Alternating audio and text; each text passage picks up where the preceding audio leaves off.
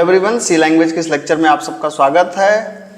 Last class में मैंने आपको स्कैनअप पढ़ाया था। आज की क्लास में हम लोग पढ़ने वाले हैं रिलेशनल और लॉजिकल ऑपरेटर्स। ठीक है, तो सबसे पहले हम लोग बात करते हैं रिलेशनल ऑपरेटर्स की। रिलेशनल ऑपरेटर्स क्या काम करते हैं? ये कंपैरिजन करते हैं दो या दो से अधिक वेरिएबल्स को। मतलब एक वेरिएबल ए है, एक वेरिएबल बी, इनमें तुलना करना हो किसी भी तरह के कि छोटा है, बड़ा है, ठीक है, बराबर है, तो हम लोग यहाँ पे इस्तेमाल करते हैं रिलेशनल ऑपरेटर की। अब रिलेशनल ऑपरेटर कौन कौन से होते हैं? जैसे ये है इज लेस देन, मतलब छोटा है। ये है इज ग्रेटर देन, ये है is less than or equals to, ये है is greater than or equals to, ये है इज इक्वल्स टू, और ये है is not equal to, is not equals to. तो ये कहने का मतलब जो है आपका ये है, अगर मतलब हम कह रहे हैं कि छोटा है, बड़ा है, छोटा है बराबर है, बड़ा है बराबर है, बराबर है और नहीं बराबर है। आइए हम लोग इसको एक समझते हैं कि एग्जाम्पल के द्वारा। इस एग्जाम्पल्स को हम लोग बड़े आराम से समझ सकते हैं। जैसे अपने ए है, एक वेरिएबल बी है। मान लीजिए कि आपके पास ए में 10 है और बी में आपने कहा 20 या 2 मान लेते हैं। अब यहाँ पर आपने कहा कि परसेंट डी, ठीक है, ए कामा ए लेस देन बी, ठीक है। तो हम करें क्या, ए बी किससे छोटा है क्या? तो आप यहाँ देखिए ए 10 है, बी क्या है 2 है, तो ए 10 2 से छोटा है नहीं, मतलब ये बात गलत है। और जब भी कंडीशन फॉल्स होती है तो रिटर्न क्या करता है, ये 0, ठीक है। तो यहाँ इस लाइन का आउटपुट क्या आना चाहिए, 0। सिमिलरली अगर यहाँ पे आप आए परसेंट डी स्लैश एन कामा, हमने कहा कि ए बड़ा है बी से। अब इस बार देखिए ध्यान से, ए 10 है, बी 2 है, तो सच बात बड़ा है, तो इसका मतलब कंडीशन ट्रू है। कंडीशन ट्रू है तो ट्रू होने का मतलब क्या है, रिजल्ट आएगा 1। फिर हमने कहा कि क्या ए बी के बराबर है क्या? ए बराबर है बी के, सही बात है? नहीं, गलत बात है ये तो इसका मतलब है कंडीशन रिजल्ट आने वाला है फॉल्स। फॉल्स का मतलब होता है 0। फिर हमने कहा कि क्या ए बी के बराबर नहीं है क्या? सच बात है, तो ये भी कंडीशन क्या हुई, फॉल्स हो गई, ट्रू हो गई। और ट्रू होने पे रिजल्ट क्या आता है, 1 आता है। सॉरी, यहाँ पे ट्रू होना चाहिए था। तो ए छोटा है बी से, ये बात गलत है। गलत है का मतलब 0। ए बड़ा है बी से, ये बात सही है। सही का मतलब 1। ए बी के बराबर है, ये बात गलत है, मतलब 0। और ए बी के बराबर नहीं है, इसका मतलब है 1। तो ये आपका आउटपुट आना चाहिए 0 1 0 1। आप देख सकते हैं 0 1 0 1, ठीक है। तो इसका काम होता है, ये आपका हो गया। अब आइए हम लोग दूसरा देखते हैं, कौन से, लॉजिकल ऑपरेटर्स के लिए। लॉजिकल ऑपरेटर्स लेते हैं लॉजिकल डिसीजंस। अब फर्स्ट ईयर में मैं देखता हूँ काफ़ी बच्चे परेशान रहते हैं कि ये लॉजिकल डिसीजंस किस चीज़ को हम लोग बोल रहे हैं, ठीक है। लॉजिकल ऑपरेटर्स को हम लोग ज़रा ध्यान से समझा जाए। लॉजिकल ऑपरेटर्स को आप इस तरीके से समझिए, जैसे मान लीजिए कि जैसे लॉजिकल ऑपरेटर्स कौन कौन से होते हैं, पहले हम लोग इसको देखते हैं। जैसे ये है एंड, इसको बोलते हैं लॉजिकल एंड। जैसे ये है आर, ये है हमारा लॉजिकल आर, ये है हमारा logical not. Logical and, logical or, logical not. तो एंड और नॉट, अब ये क्या है, आइए हम लोग इसको एग्जाम्पल से समझते हैं। जैसे मान लीजिए कि आपने मुझसे कहा कि सर मुझे आपसे अलग से पर्सनली शाम को पढ़ना है।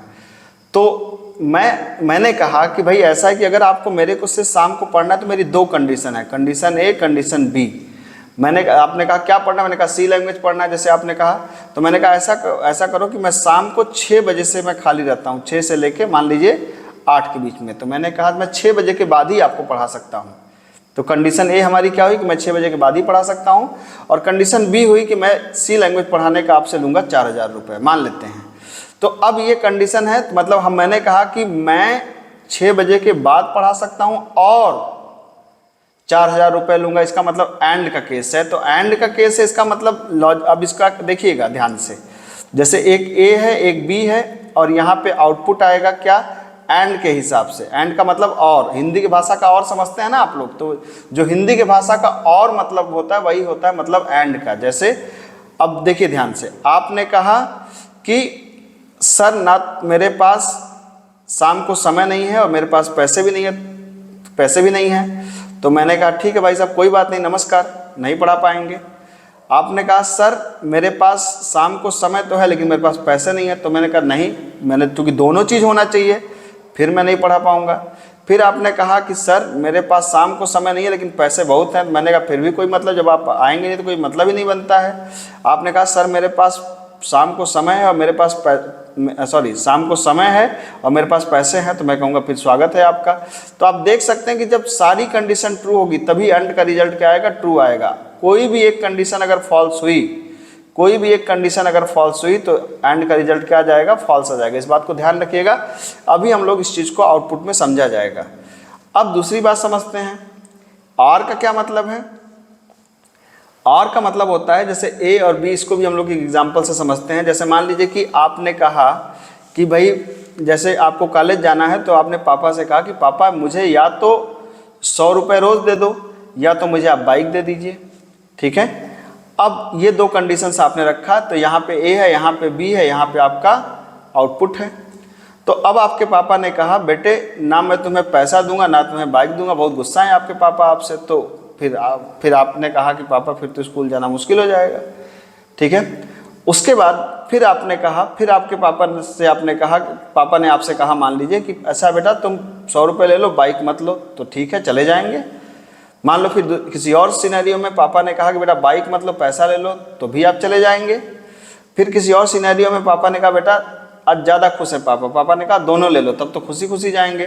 तो और ये कहता है कि कोई भी अगर एक रिजल्ट ट्रू है तो यहाँ ट्रू आने वाला है। सिर्फ फॉल्स तभी आएगा जब ये दोनों फॉल्स होंगी। अब इसको देखते हैं प्रोग्रामिंग के पर्सपेक्टिव में किस तरीके से हम लोग को समझना है। तो प्रोग्रामिंग के पर्सपेक्टिव में इस बात को समझने के लिए हम लोग एक एग्जांपल को देखते हैं। मान लीजिए हमने ए बी और यहाँ पर ले लिया एक वेरिएबल सी, और सी को मान लीजिए आप यहाँ पर 20। ठीक है, तो अब आपने यहाँ पे कहा मान लीजिए कि %d/n कमा, आपने कहा ए बड़ा है बी से और ए बड़ा है सी से। तो आप इस एग्जाम्पल में देख सकते हैं कि ए बड़ा है बी से, ये बात तो सही है मतलब ट्रू, लेकिन ए बड़ा है सी से ये बात गलत है, फॉल्स हो गया। तो एंड का केस याद करिए यहाँ पर कि एंड के कह रहा था ट्रू और फॉल्स का आउटपुट क्या आएगा, फॉल्स आएगा। तो इसका मतलब यहाँ पे आउटपुट क्या आना चाहिए, फॉल्स आना चाहिए। और फॉल्स का मतलब क्या होता है, 0 सी लैंग्वेज में। अब आइए इसको थोड़ा सा और के केस में देखें। %d/n कामा, आपने कहा ए छोटा है बी से, ठीक है, सॉरी ए बड़ा है बी से या ए छोटा हो सी से। तो अब चूंकि और लग गया तो अब और में ए बड़ा है बी से बात सही है, ए बड़ा है सी से बात गलत है। तो इसका मतलब है कि एक क्या हुआ, एक हुआ ट्रू एक हुआ फॉल्स। अब और के देखिए, इसको जो बोलते हैं ना, इसी को प्रोग्रामिंग की भाषा में बोलते हैं, मतलब अगर इसको बहुत टेक्निकल में जाएंगे तो इसको बोलते हैं ट्रुथ टेबल। आपने पढ़ा होगा शायद कहीं फिजिक्स वगैरह में। तो यहाँ पे क्या है ट्रू और यहाँ पे क्या है फॉल्स। तो आप यहाँ पे देखिए ट्रू, यहाँ पे देखिए फॉल्स। तो इसका मतलब ट्रू फॉल्स का आउटपुट क्या था, ट्रू था। तो यहाँ पे आपका ट्रू का मतलब क्या हो जाएगा, ट्रू का मतलब हो जाएगा 1। ठीक है, सिमिलरली यहाँ पे आपने कहा %d/n कामा ए बराबर है बी के। क्या ये बात सही है, नहीं, ये बात सही नहीं है। जब सही नहीं है तो इसका मतलब आउटपुट आने वाला है फॉल्स, फॉल्स का मतलब होता है 0। ठीक है, हमने कहा कि a %d/n comma A B के बराबर नहीं है, तो ये भी सही बात है, ये तो सही बात है, नहीं है। तो इसका मतलब आउटपुट आएगा ट्रू, और ट्रू का मतलब होता है 1। तो अगर आप इसको टेक्निकली देखें तो आउटपुट क्या आना चाहिए, 0 1 0 1। ये देखिए 0 1 0 1 आउटपुट आपके सामने है। तो आई बिलीव कि आपको ये चीज़ें समझ में आ रही होंगी और आप इसको एंजॉय कर रहे होंगे। मैं ऐसे इसके लेक्चर रिकॉर्ड करके देता रहूँगा। आप लोग धीरे धीरे पढ़ते रहिए और मेरे वीडियोज़ को एंजॉय करिए। कोई समस्या हो तो कमेंट जरूर करके ज़रूर बताइए। Thank you so much.